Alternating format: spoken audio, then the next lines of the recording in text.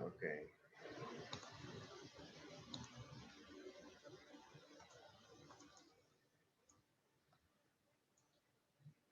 Vamos a ver este problema.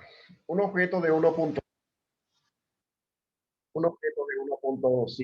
gramos parte desde la posición A, ve que hay un resorte, el muelle está comprimido 80 centímetros, tiene una constante de recuperación de 900 newtons sobre metros. La distancia entre A y B son 12 metros y entre B y C 25 metros.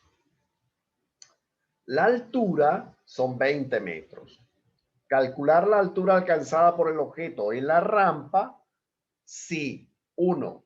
No existe rozamiento y 2. El coeficiente de rozamiento vale 0,3. ¿Ok? Entonces, vemos un problema ya de plano inclinado. Vamos entonces acá abajo. Y entonces vamos a ver cómo lo enfocamos. Ok, primero, calcular la energía elástica, que lo puedo hacer. Yo sé cuánto está comprimido el resorte y tengo la constante de recuperación. Se halla y me da 288 joules. ¿Ok? Después me preguntan la altura. ¿Con qué fórmula usaré la altura? Hay dos. Una del movimiento uniformemente acelerado. No se te olvide eso. De ese movimiento hay una fórmula de altura. La otra la tienes acá de energía potencial. Evidentemente, la energía mecánica es igual a la energía potencial en la máxima altura. Así que tengo el valor de la energía mecánica, que es lo mismo que energía potencial en este caso, y puedo despejar altura, que son 19,59 metros. Es decir, la esfera llega casi al borde. Observa que no es tan complicado si no hay rozamiento. Ahora, ¿qué pasa si hay rozamiento? Por lógica, la altura tiene que ser menor. Y debe ser así. ¿Ok? ¿Por qué? Porque parte del trabajo se pierde en forma de calor. Entonces, tiene la fórmula de energía mecánica, energía elástica más cinética más potencial, menos el rozamiento. ¿Ok? ¿Y cómo calcularemos el rozamiento? Bueno, ¿cómo lo haremos? El trabajo de rozamiento será entonces el peso por el coeficiente de roce. El peso es masa por gravedad. Entonces eso me da 4,41 joules. Como yo tenía la energía original, lo que hago es una resta. ¿Ok? Pero ahora, eso está muy bien porque ahora tengo la energía. Pero ahora necesito calcular la altura. Resulta que ahora no llega al final de la rampa ni es la altura anterior. Yo tengo que suponer una altura. Supongo una X cualquiera y ahí se me forma de nuevo un triángulo rectángulo. Como tú puedes ver, ¿ok? Donde H es la altura, D es la hipotenusa. Entonces, hago esa suposición para entonces poder calcular, empezar a hacer los cálculos. A mí lo que me interesa acá es, por supuesto, H, la altura. ¿Ok? De acuerdo. Pero sin embargo, el ángulo es el mismo en uno o en otro caso. O sea, si tomo el triángulo BC como si tomo el BX. ¿Ok? Entonces, por supuesto, aplicando seno de alfa es 20 entre 25. ¿Cómo se halló alfa? Bueno, las calculadoras científicas lo hacen. Una opción inversa es el arco de cuyo seno vale 20 entre 25, eso me va a dar 53 grados. En este caso no es uno de esos ángulos comunes, ¿ok? Y ahora lo planteo en el triángulo menor, ¿ves? Es una combinación de ambos triángulos. Hallo el ángulo con el triángulo mayor que tengo los datos. Y como el ángulo es el mismo, después se lo aplico al triángulo pequeño que en el cual no tengo los datos. ¿Ok? Entonces, la altura va a ser D por el seno, perdón.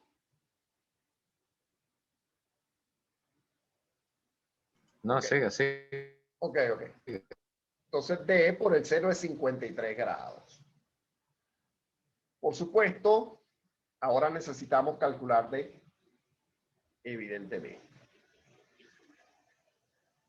¿Cómo lo planteamos? ¿Cómo crees tú que se plantee? Vamos a ir pensando la cosa, ¿ok? Vamos a ir reduciéndola, porque el objetivo, la solución está ahí, de hecho está a la vista, pero el objetivo es el análisis. Y el análisis aquí, el importante es haberse dado cuenta que yo necesito el ángulo, o sea, primero, ¿qué necesito yo? Una altura desconocida. ¿Dónde está? Nadie sabe. Entonces yo supongo un punto cualquiera. Eso me forma un triángulo dentro de un triángulo. Pero el triángulo azul, el grande, se...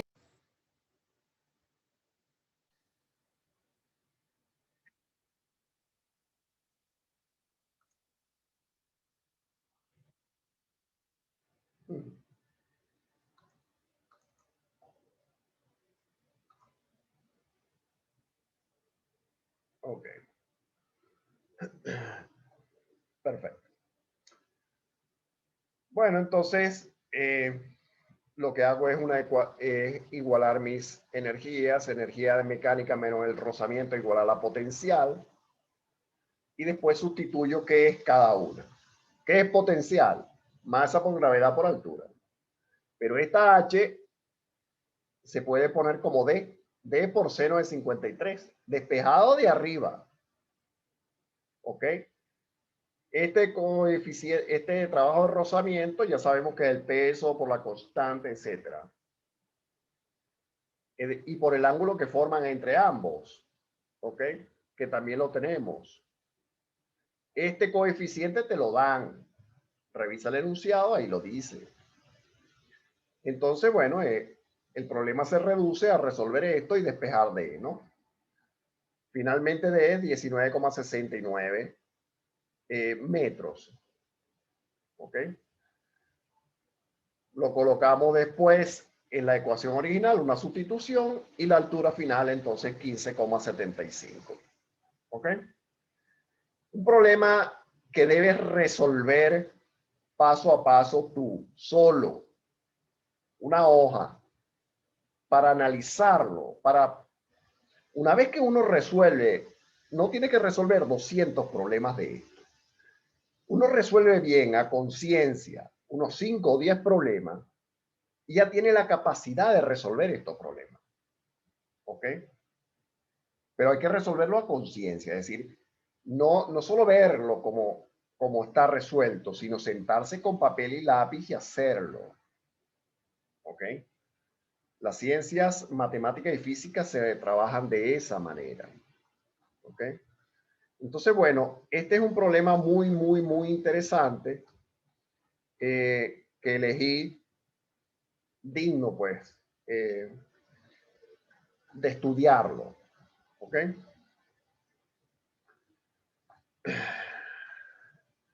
Aquí está el problema de nuevo. ¿Ok? Entonces, fíjate que el coeficiente de rozamiento, si te lo daban, es, ya déjame mover la cajita, es 0,3. ¿Ok? Entonces, un poco de habilidad, básicamente, porque a la final las ecuaciones que se utilizan no son, no es ninguna ecuación desconocida. No hay nada raro. ¿Ok? La ecuación elástica se sabe. La ecuación del trabajo, de la energía se sabe. Lo que hay que saber es igualar, o sea, qué es lo que está pasando y por qué se pierde el trabajo. Ese es el concepto fundamental. ¿Ok? Eh, bueno, creo que el resto de estos problemas ya los vi, entonces vamos a salir de acá y vamos al siguiente. Déjame mover la cajita de nuevo. Ok. Este problema es otro que hay que pensar. Un carro de montaña rusa de masa M se desliza hacia abajo por la parte más baja de una sección recta de un tramo inclinado, desde una altura h. ¿Cuál es el trabajo realizado por la gravedad contra el carro? ¿Cuál es el trabajo realizado por la gravedad contra el carro? ¿Cuál es el trabajo realizado por la fuerza normal? Y elegí este problema porque, primero, ¿por qué los presento así en PDF?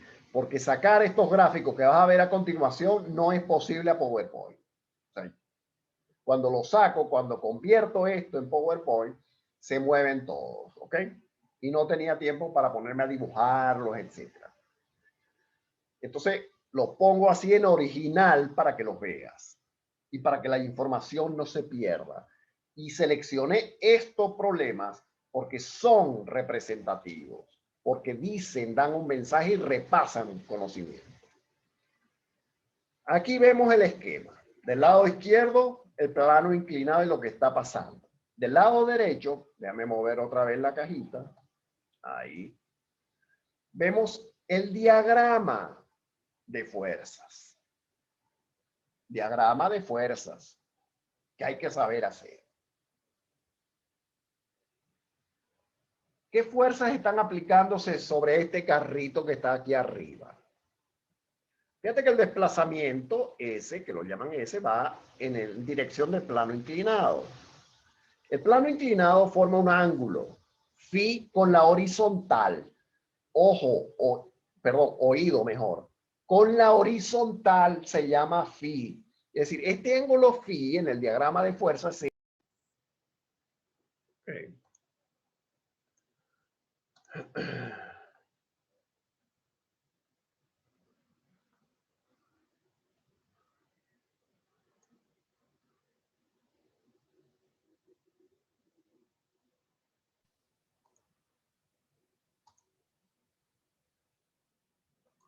Ok. Entonces, tengo el ángulo phi con la horizontal. Ese no es el ángulo que me interesa. ¿Por qué? Porque el ángulo que yo tengo que tratar es este, que lo voy a llamar tita, por ejemplo. Es el ángulo que forma el desplazamiento con el peso, porque lo primero que me están preguntando es el trabajo del peso, no la normal. Esa es la segunda pregunta, es decir, en la segunda me interesa este ángulo. ¿Ok? Vamos a recordar algo. La normal es una fuerza sobre un cuerpo que se encuentra en una superficie perpendicular a la superficie. La normal no es una fuerza hacia arriba. Eso es un error. No es hacia arriba, es perpendicular a la superficie. Si la superficie está inclinada, la normal es perpendicular a ella. Por lo tanto, de una vez, ya con lo que hemos visto, así con todas las interrupciones del mundo, ya sabemos que el trabajo de la normal es cero. Coseno de 90 es cero, punto. La segunda parte la descartamos. Entonces solo me interesa la primera. La primera me interesa el ángulo entre el desplazamiento y el peso. Eso es 90 menos phi. ¿Ok? Ya veremos cómo hallar phi después. Porque phi es el ángulo entre el desplazamiento y la horizontal. Entonces, explicado eso, ahora sí vamos a ver qué vamos a hacer. ¿Ok? Entonces, Vamos a necesitar phi. Resulta. ¿Ok? ¿Dónde está phi? Aquí. Entonces, ¿cómo era el seno de phi? Entonces era S entre H. ¿Ok? Phi está acá. Lo puedes ver. ¿Cuál es el cateto opuesto a phi? H. Phi, pi, no importa. Es relevante. H. Sobre S. Entonces despejo S y tengo H sobre seno de phi. ¿Ok? Aquí te explica que esto es un símbolo griego, etcétera, etcétera, etcétera. Eso no importa. Esto es lo que yo te venía diciendo, no lo vamos a leer. Entonces, yo escribo la ecuación del trabajo para lo que me están pidiendo. Eso es el peso por el desplazamiento por el coseno de tita. Yo lo llamé tita, le llámelo como quiera, alfa, beta, gamma, lo que quiera. Pero no es phi, no es phi. Bueno, lo que ve, empiezo a sustituir cosas allí. W, que es el peso, es M por G. ¿Ok? Este coseno lo puedo escribir en función del seno de phi. ¿Ok? Y ese lo tengo arriba.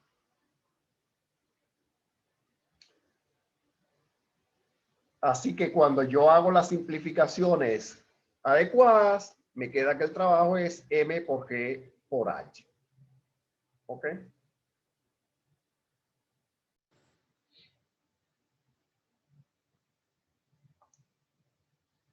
Por supuesto, es un problema que no tiene números, es para deducir cosas. ¿Qué sacamos en conclusión de acá? Que hay que saber un poco de trigonometría, que hay que hacer los diagramas de fuerza bien claritos, hay que estar claro hacia dónde van las cosas y qué ángulo estamos hablando y de qué estamos tratando. Cualquiera que se ponga a hacer esto y toma phi como el ángulo, error. Si no piensa que la normal es perpendicular a la superficie, error. ¿Ok? Entonces, fíjate que lo que dice que observe que el resultado para el trabajo realizado por el peso es independiente del ángulo de la rampa. Depende solo del cambio de altura y no del ángulo ni de la longitud del plano inclinado. ¿Ok? El resultado de trabajo cero para la fuerza normal es bastante general. ¿Ok? Porque nunca realiza un trabajo sobre el cuerpo.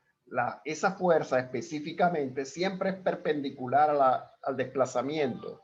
Siempre. Siempre. Entonces la normal siempre no va a ejercer un trabajo sobre el cuerpo. ¿Ok? Esas son la moraleja que nos deja este problema bastante interesante. Vamos a ver este otro. Mientras trata de detener su automóvil en una calle plana, un conductor ebrio pisa el pedal del freno demasiado fuerte y comienza a derrapar. Derrapa 30 metros con todas las ruedas trabadas, dejando marcas de derrape en el pavimento antes de soltar el pedal y dejar que las ruedas vuelvan a rodar. Es decir, el derrape dura 30 metros. ¿Ok? Fíjate lo que preguntan. ¿Cuánta energía cinética pierde el automóvil por fricción durante el derrape? ¿Cuánta energía pierde? Si usted encuentra marcas de derrape de 30 metros sobre el pavimento, ¿qué puede concluir acerca de la rapidez inicial del automóvil? Y le dan algunos datos. Le dice, por ejemplo, que la masa del automóvil son 1100 kilos y le dicen que el coeficiente de fricción deslizante entre las ruedas y la calle es de 0.90. ¿Ok? Lo primero que yo hago siempre cuando tengo un problema de cualquier tipo es el diagrama, el esquema. Analizar qué tengo, qué me piden. ¿Ok? Obsérvese que a mí lo que me interesa acá son los 30 metros que dura el derrape. ¿Ok? Porque en ese momento lo que está actuando allí es la fuerza de fricción. ¿Ok? Entonces, empezamos a ver cómo tratar esto. ¿Ok? ¿Cómo se halla entonces la fuerza de fricción deslizante? El coeficiente por el peso. ¿Ok? Pero resulta, uno cuando hace los diagramas, siempre, sea de movimiento acelerado, retardado, caída libre, lo que tú quieras, cuando tú haces, trazas sobre el cuerpo el eje cartesiano, la parte positiva del eje de las X trata de que te quede en dirección del desplazamiento. ¿Ok? Entonces, si el auto está derrapando hacia acá y el eje X está también hacia acá, la fuerza de fricción va hacia allá. Porque la fuerza de fricción se opone al movimiento, lo cual significa que esa fuerza de fricción es negativa. ¿Ok? Si yo sacara mi ecuacióncita, que sale siempre, y creo que en algún problema de aquí va a salir, para sacar la ecuación del cuerpo libre, como se hacía en tercer año, entonces la fuerza de fricción va a ser negativa. Muy bien. Entonces, el trabajo que es la fuerza por el desplazamiento. ¿Ok? ¿Qué falta ahí? Ahí falta algo. Falta el coseno del ángulo que forma la fricción con el desplazamiento. Pero a estas alturas yo tengo que recordar eso. No, el desplazamiento va para allá y la fuerza va para acá. ¿Cuál es el ángulo ahí? Cero. Coseno de cero es 1, no se pone, por eso no aparece. Lo demás es una sustitución y eso da menos 2,9 por 10 a la 5 joules. ¿Hemos resuelto ya todo? No, no. Entonces, el trabajo es igual al cambio de energía cinética. Eso de acuerdo al teorema del trabajo, ¿no? Entonces, la energía cinética del automóvil disminuye 2,9 por 10 a la 5 joules. Eso significa que por lo menos fue eso. ¿Ok? Siempre uno hace suposiciones. Uno espera que los exámenes no nos pongan cosas a suponer cosas, ¿no? A veces te lo dicen claramente. Yo procuro evitar que la gente esté suponiendo. Pero bueno, total que a la final lo que tengo que hacer entonces es suponer que esa es la energía cinética. La energía cinética es un medio de la masa a la velocidad y despejo la velocidad, que no es necesario explicar el despeje para que me dé 83 kilómetros sobre hora. ¿Ok? Y aquí está resuelto. Moraleja de este problema que saco en conclusión de este problema. A ver, primero darse cuenta que aquí no siempre estamos hablando del peso. Cuando yo hablo del peso, SM por qué. Puedo estar hablando de la fuerza de fricción. Y si hablo de la fuerza de fricción, es otra fórmula. Puedo hablar de la fuerza elástica. Entonces necesito la...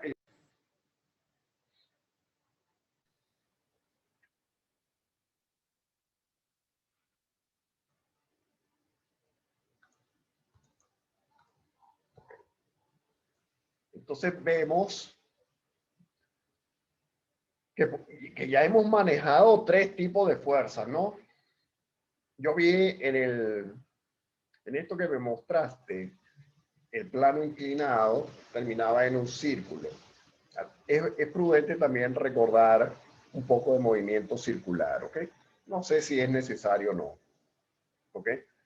Pero generalmente estos problemitas se resuelven de manera sencilla, como tú puedes ver. En el que yo te mando, necesitas la ecuación de distancia del movimiento uniformemente acelerado.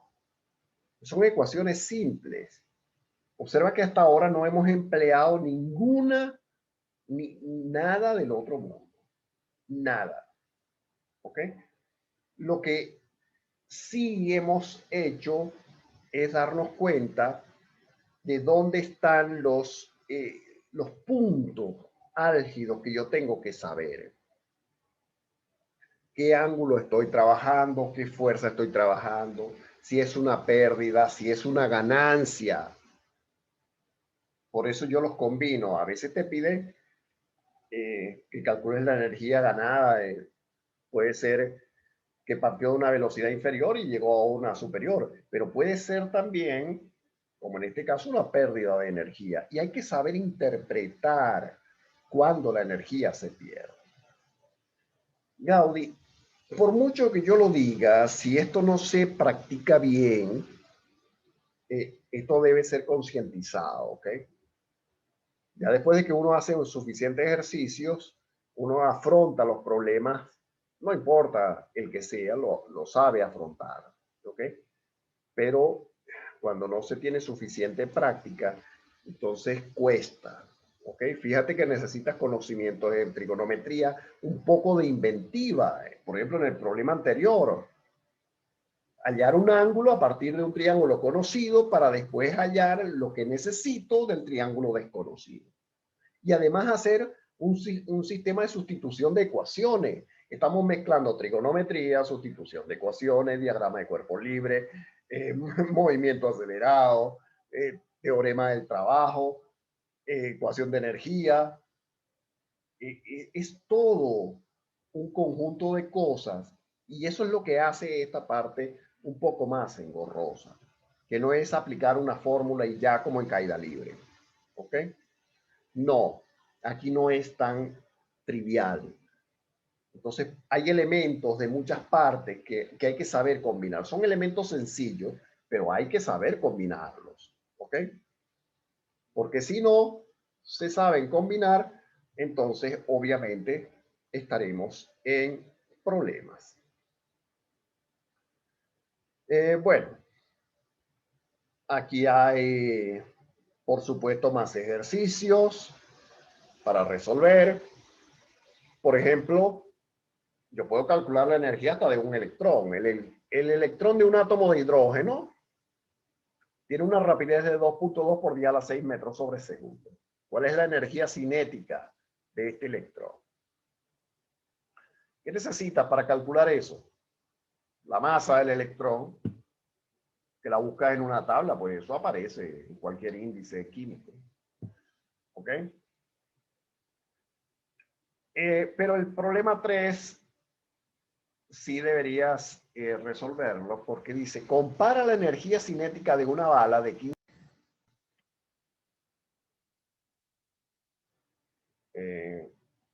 Ok.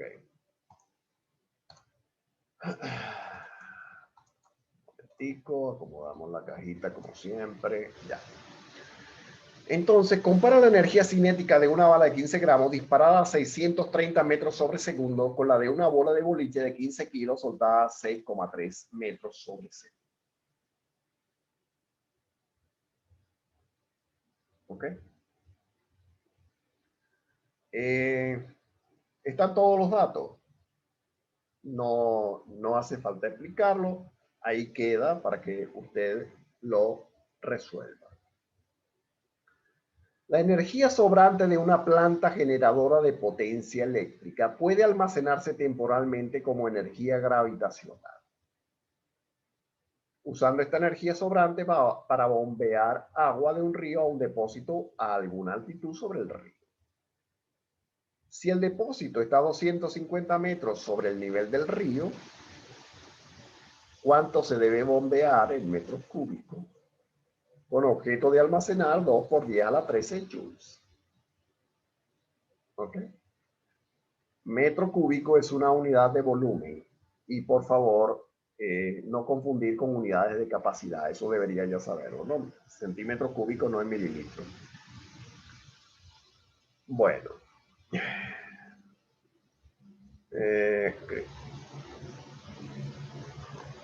Este problemita, pero creo que está más adelante bien escrito, me parece. No, bueno, vamos a verlo. Este no lo vi bien antes, pero vamos a ver si nos sirve a nuestro propósito. Esto es un péndulo. El sistema consiste en el péndulo, la Tierra y los soportes del péndulo. No hay fuerzas externas actuando sobre el sistema. Las únicas dos fuerzas internas que actúan sobre la lenteja, bueno, sobre la masa, pues, del péndulo, despreciando la resistencia del aire, son la fuerza de gravedad, que como ya sabes es conservativa. ¿Qué era conservativa? Recordando. Mañana esto va a ser interactivo, hermano. Mañana yo le hago preguntas. Y usted me va a tener que responder, ¿o yo? Claro, pues no pueden ser 2 horas aquí yo habla. Yo no sé si usted me está comprendiendo y entendiendo lo que yo quiero decirle.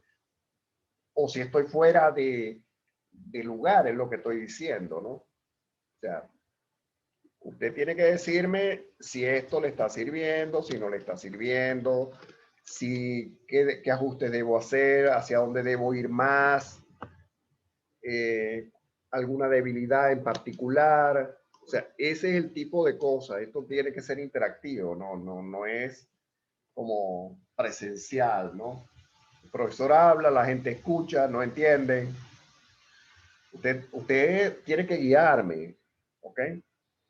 Yo, por supuesto, que no he tenido tiempo para conocerte bien, pero yo he dado física de cuarto. De hecho, doy física de cuarto. Y yo sí doy movimiento de péndulos y doy movimiento circular, por supuesto. Pero como yo no sé, cada colegio es un universo. Entonces usted tiene que irme guiando. Yo me guío por el nivel de dificultad que normalmente yo coloco, que es alto. ¿Okay? Pero tampoco puedo adivinar. Entonces usted tiene que guiarme, ser mi guía, ¿ok? Decirme por dónde debo ir y cómo se va manejando la cosa. ¿Ok? Eso es fundamental. Esto es interactivo, donde esto es un feedback, no es porque habla, lo demás escucha. No. Por supuesto, la primera parte teórica sí, porque hay que sentar las bases, ¿no?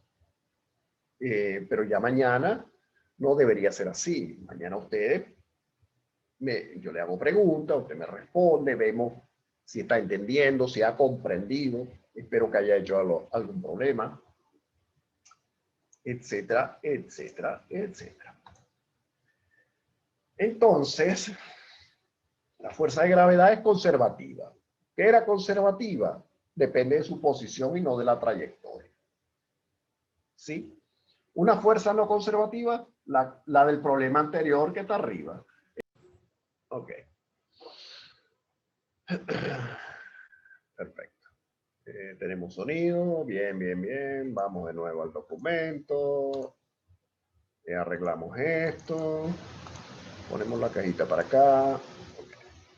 Entonces. Y la tensión. Ahora tenemos el problema de la tensión. ¿Ok? No habíamos mencionado esa fuerza, ¿verdad?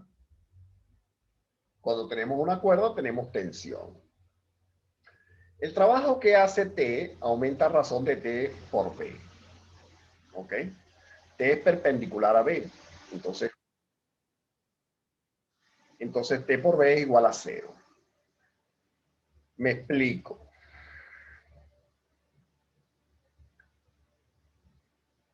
La tensión va en dirección de la cuerda.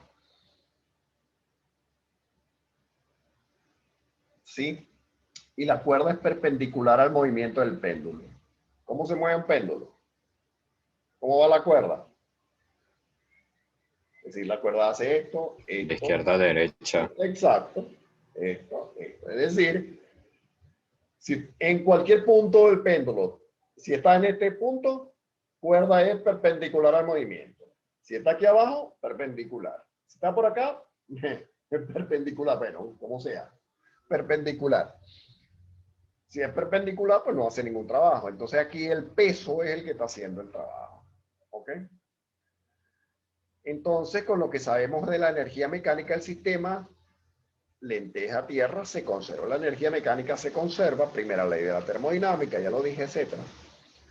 Entonces, para encontrar el módulo de la velocidad de la lenteja, igualamos las energías mecánicas inicial y final.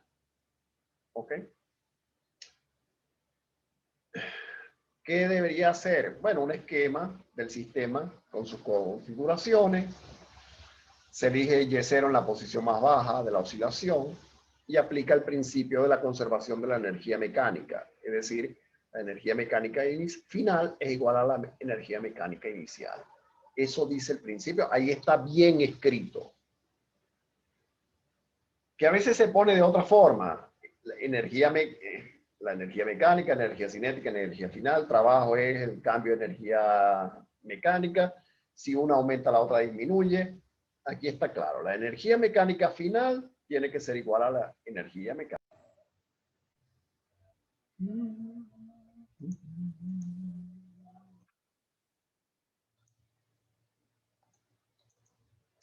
Entonces, rápidamente, colocamos que es energía mecánica final inicial, energía cinética final, energía potencial final, energía cinética inicial, energía potencial inicial. Ponemos las que son cero, igualamos aquí abajo, despejamos la velocidad. ¿Ok? Después, esta ecuacióncita que tiene aquí, tiene que repasar movimiento armónico simple, porque esto sale, esta ecuación es de la longitud del... Aquí no se llama longitud, aquí se llama arco. Cuando tú tienes movimiento circular, la trayectoria ya cambia de nombre, se llama...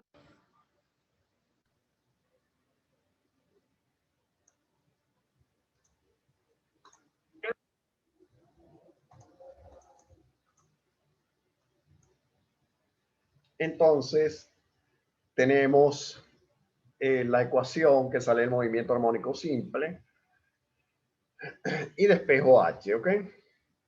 Introduzco H, ¿ok? Y ya tengo la fórmula. Esta ecuación que está acá, estos viene del diagrama de flujo de la lenteja. Explico. La lenteja se mueve. Vamos a llamarla lenteja, porque así lo dice el problema, ¿no? Yo lo llamo peso, pero bueno. La lenteja se mueve, por ley de Newton, fuerza es igual a masa por aceleración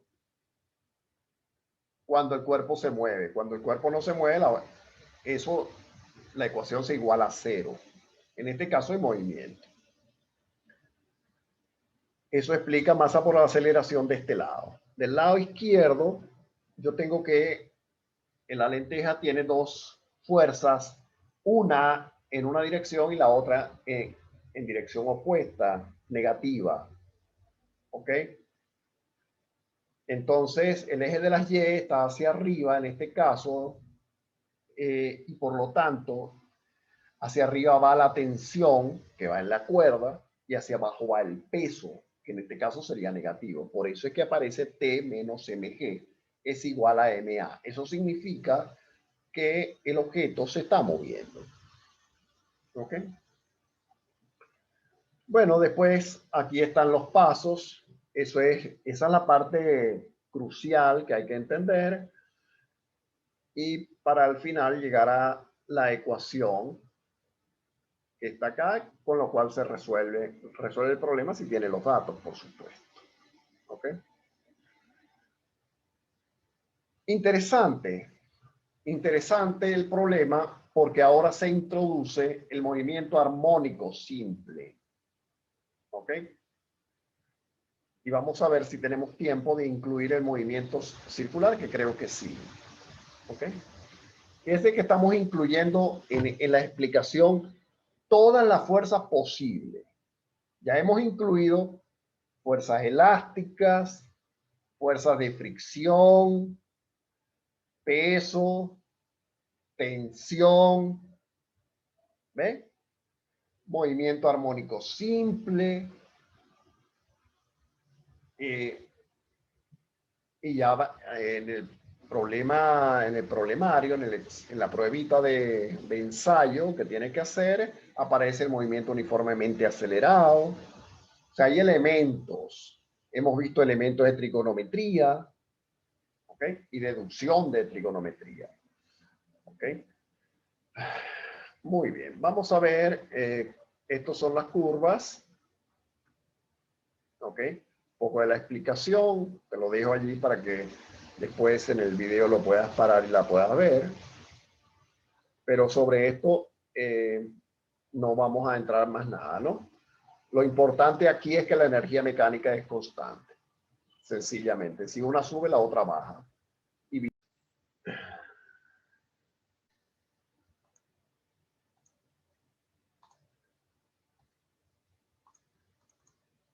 ok, Gaudí. Vamos ahora a ver este problemita. ¿Por qué lo vamos a ver? Porque nos lleva a estudiar un poco caída libre. Ah, otro elemento del pasado. Caída libre es un tipo de movimiento uniformemente variado. Si es soltar un cuerpo y dejarlo caer, entonces es un movimiento acelerado.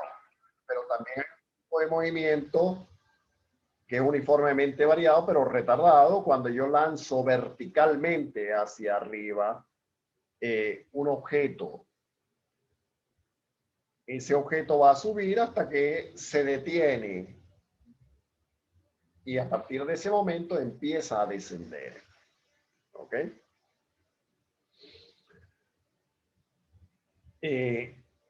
Yo siempre digo que estas son cosas fáciles de entender, ¿no?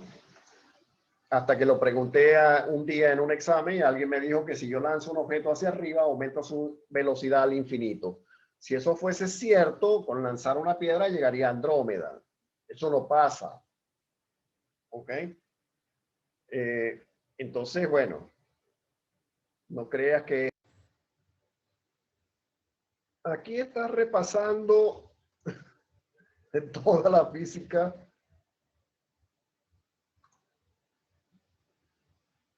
Toda la... Ah, bueno, pero ¿qué pasa, pues?